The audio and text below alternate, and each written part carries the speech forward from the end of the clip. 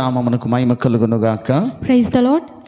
మరొక రోజు మనం ఈ రీతిగా ప్రభులో ఉండి మనమందరము ప్రభుని స్తుతించి గణపరిచి మహిమపరిచేటువంటి వాక్యపు వెలుగులో నడిచేటువంటి గొప్ప భాగ్యాన్ని మహాదేవుడైన యేసయ్య మనకు అనుగ్రహించినందులకై ఆయనకే స్తుతియు ఘనత మహిమ ప్రభావములు కలుగునుగాక. We are giving all our praises and honor to God alone for giving us this opportunity to talk with you each and every day. ప్రతిరోజు వాక్యముల ద్వారా మనం ఎంతో బలపరచబడుతున్నాం కదా. So we are believing that you are strengthening your faith by this daily spiritual bread. ఎందరో కుటుంబాల్లో దేవుడు గొప్ప మేలులు సంతోషము సమాధానం అనుగ్రహిస్తూ కృపను అనుగ్రహిస్తున్న దేవుడికి నిజంగా మహిమ కలుగునుగాక. We are praising God for giving peace and blessings in all the people who are watching this daily bread. మీరు మాత్రమే కాదు, బోధించడం ద్వారా నా ఆత్మీయ జీవితంలో కూడా దేవుడు గొప్ప మేలు చేస్తున్నాడు. So we are also strengthening our faith and we are also seeing God's new blessings each day as we are all preaching the God's word. మీరును నేను మనమందరం కలిసి ప్రతి ఉదయమున ప్రభుతో సంభాషించే భాగ్యం, ప్రభులో ఆనందించే భాగ్యం మహాదేవుడైన యేసయ్య ఎవరికి లేని ఘనతను దేవుడు మనకు అనుగ్రహించి We ఉన్నాడు. are praising God for giving us this opportunity to learn, to teach to you all. మరొక అంశం ద్వారా ఈరోజు మీ ముందుకు రావాలని నేను ఆశపడుతూ ఉన్నాను. So today we have come up with another topic. నూతనమైన మనస్సు అనే అంశం ద్వారా మనం మాట్లాడుకుందాం. The topic is the new heart. అందరం కలిసి వాక్య భాగాన్ని తీద్దాం. అపోస్తలుడైన పౌలు గారు రోమీయులకు రాసిన పత్రిక 12వ అధ్యాయము 2వ వాక్కుని మనం చదువుదాం. మీరు ఈ లోక మర్యాదను అనుసరింపక ఉత్తమమును అనుకూలమును సంపూర్ణమయ్యున్న దేవుని చిత్తమేదో పరీక్షించి తెలుసుకొనున్నట్లు మీ మనస్సు మారి నూతన మగుట వలన రూపాంతరం పొందుడి. Let's open our Bibles to the book Romans chapter 12 and 2nd words. And do not be conformed to this world, but be transformed by the renewing of your mind, and that you may prove what is good and acceptable and perfect in the will of God. వాక్యం చెప్తున్న మాట ఏంటో తెలుసా? మీ మనస్సు మారి. ఎందుకు మారాలి? మీరు లోక మర్యాదని అనుసరింపక అని వాక్యం మనతో మాట్లాడుతూ ఉంది. So here God's word is talking to us that we need to have transformation in our life, and also we need to renew our mind. మీరు అంటున్నాడు అంటే లోకములో ఉన్నటువంటి క్రీస్తు బిడ్డలుగా పిలువబడుతున్న ప్రతి బిడ్డ కూడా లోక మర్యాదను అనుసరింపగా క్రీస్తులో ఉండాలని వాక్యం చెప్తుంది. So God is telling us that we should not follow the worldly things that are in this world, but instead we need to transform ourselves, and also we need to renew our mind to see godly things.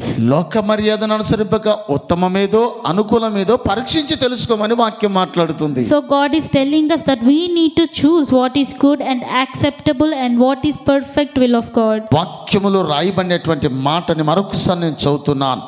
మీరు ఈ లోక మర్యాదను అనుసరింపక ఉత్తమమును అనుకూలమును సంపూర్ణమయ్యున్న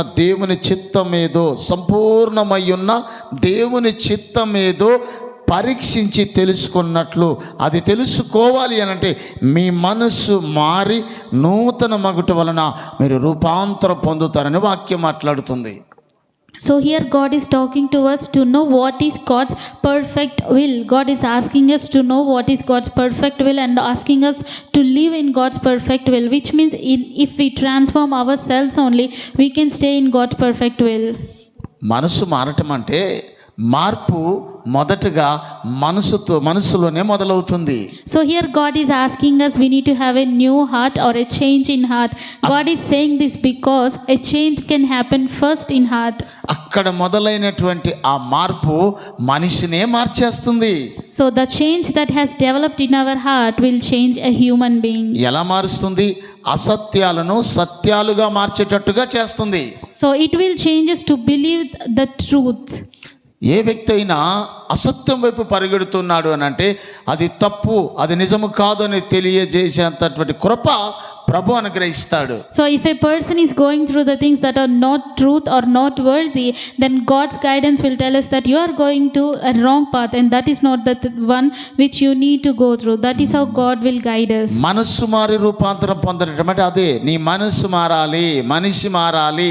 మనసు మనిషి మారకుండా నువ్వు ఏది చెయ్యజాలి. This is what a transformation means. If we are having the transformation, we will know what is the right path and what is the wrong path. నీ మనస్సు మారితే నువ్వు రూపాంతరం అనేటువంటి అనుభవంలోనికి వస్తావు.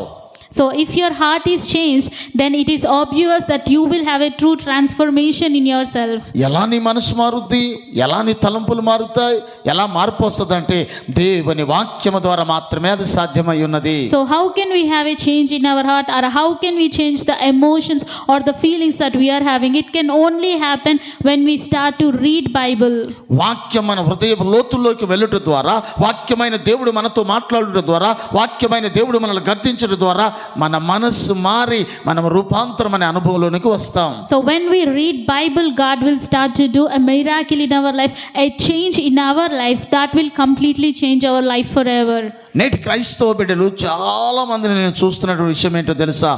వారిని చాలా తక్కువగా అంచనా వేసుకుంటారు. నేను ఎంతటి దానను, నేను ఎంతటి వాడును, నేను ఎంత భక్తి చేస్తానా, నేను అలా ఉంటానని మనల్ని మనం ఏం చేసుకుంటాం, తక్కువ చేసుకొని మాట్లాడుకుంటాం. So many of us have a habit of degrading ourselves, like we blame ourselves, like, oh, I'm not that much worthy, oh, I'm not worthy to do this, that. We have a habit of degrading ourselves. నిన్ను నువ్వు తక్కువ చేసుకోకు బిడ్డ, నిన్ను నువ్వు చులకన చేసుకోబాకు. నువ్వు ఉన్న స్థితిలో ప్రభు సన్నిధికి వచ్చి, ప్రభు దేవాలయంలో మోకరించి నువ్వు ప్రార్థన చేయి, వాక్యం చదువు, దేవుని సన్నిధిలో ఎదగటానికి ప్రయత్నం చేయి.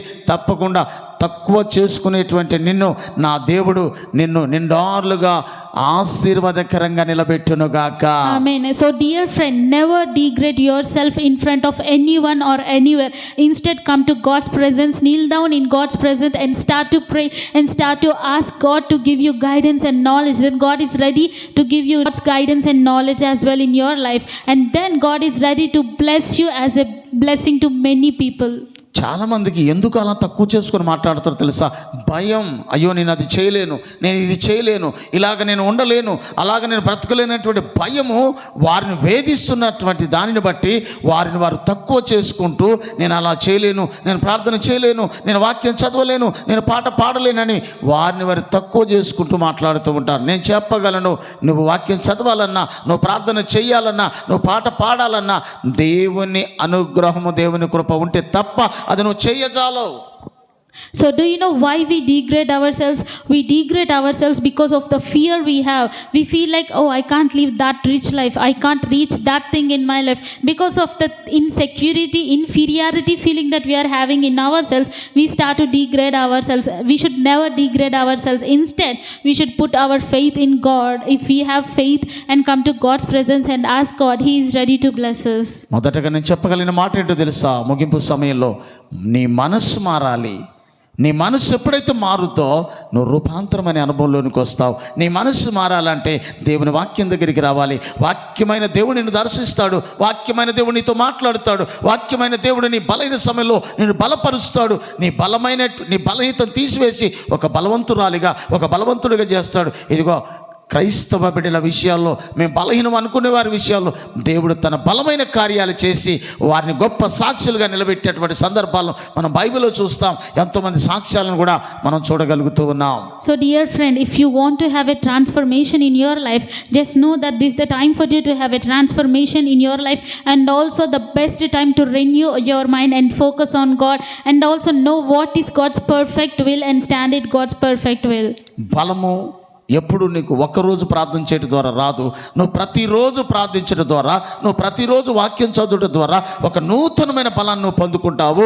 ఎప్పుడైతే నూతన బలం నీకు వస్తుందో నీవు తప్పకుండా దేవుని దీవెన పొందుకున్న వారుగా ఈ సమాజంలో నిలబడగలరని సెలవిస్తూ ఉన్నాను. So if you start to walk with God, then you will get newest strength each day, and when you are getting that newest strength each day, then your spirituality will also be growing each day. నీకు దేవుని కృప తోడుగా ఉండాలి అని అంటే నువ్వు లోక మర్యాదను విడిచిపెట్టాలి. ఫస్ట్ ఆఫ్ ఆల్ లోక మర్యాద నీకు అవసరం లేదు.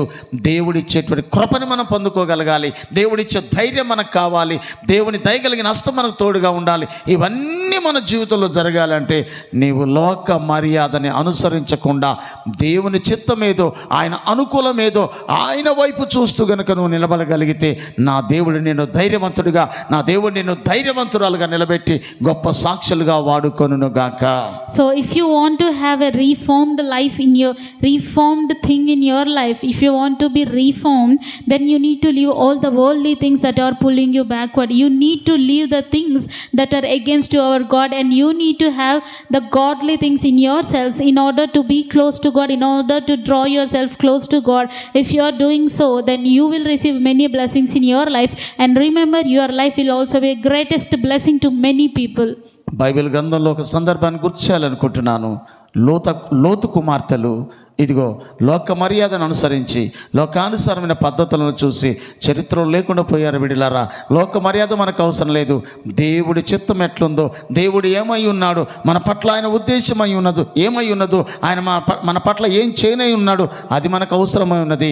అందుకే మనం ఆయన చిత్తం కొరకే పని చేయాలి, ఆయన చిత్తంలో నిలబడాలి. ఎప్పుడైతే ఆయన చిత్తంలో ఉంటామో, ఒకవేళ ఇప్పటి వరకు జరగని కార్యాలు నా దేవుడు కనుక నీవు ఆయన చిత్తంలో ఉండగలిగితే నీ జీవితంలో, నీ కుటుంబ జీవితంలో, నీ వ్యక్తిగత జీవితంలో నా దేవుడు అవన్నీ జరిగించునుగాక. So if we look into Bible, the daughters of Lot have committed sin by following the worldly things, by looking into the worldly things. So if you are also looking into worldly things, and if you are thinking that you cannot put away things that are putting you or that are distancing yourself from God, then you can never receive God's blessings in your life. If you want to reform yourself, then the first thing you need to do is to put all the worldly things aside, and then you can see God's blessings. The things that are impossible to you are possible to God, and God will do the impossible things in your life. నేను చేయలేనది తీసేయండి. నువ్వు చేయగలవు, నువ్వు నిలబడగలవు, నువ్వు ప్రార్థన చేయగలవు, నువ్వు వాక్యం చదవగలవు, నువ్వు మోకరించగలవు.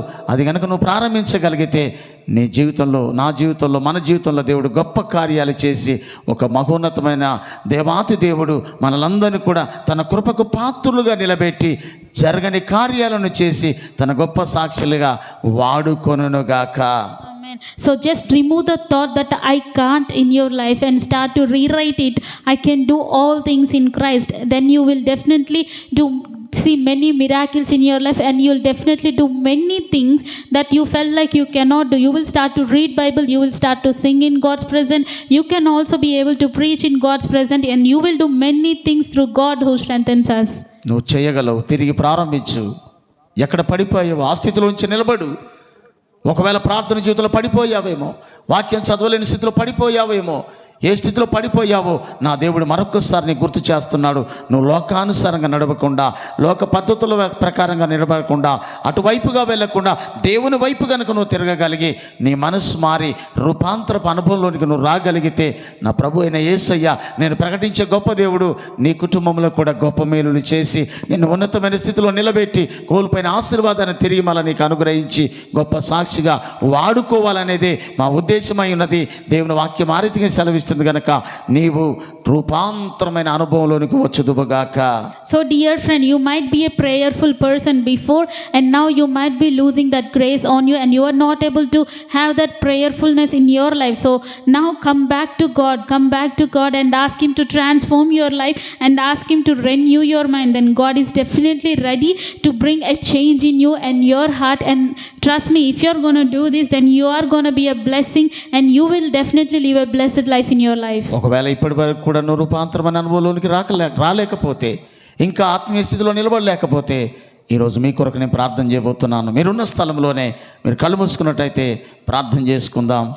So dear friend, if you want to have a transformation in your life and you are expecting for the transformation in your life, here we are going to pray for you. Just close your eyes wherever you are and join us in this prayer. దేవుడి కొద్ది మాటలు తన వీటిలో దీవించి ఆశీర్వదించునుగాక. ప్రార్థన చేసుకుందాం. ప్రేమ స్వరూపి, కృపగల దేవుడా, మహాగణుడైన తండ్రి, నీకు వందనాలు. మా ప్రియబిడ్డలైనటువంటి వారు ఎంతోమంది వాక్య ధ్యానాలు, వాక్యాలు వింటున్నారు, ప్రార్థించుకుంటున్నారు. అయ్యా, వాక్యపు వెలుగు నడవాలని ఆశపడుతున్నారని మేము విశ్వసిస్తూ ఉన్నాం.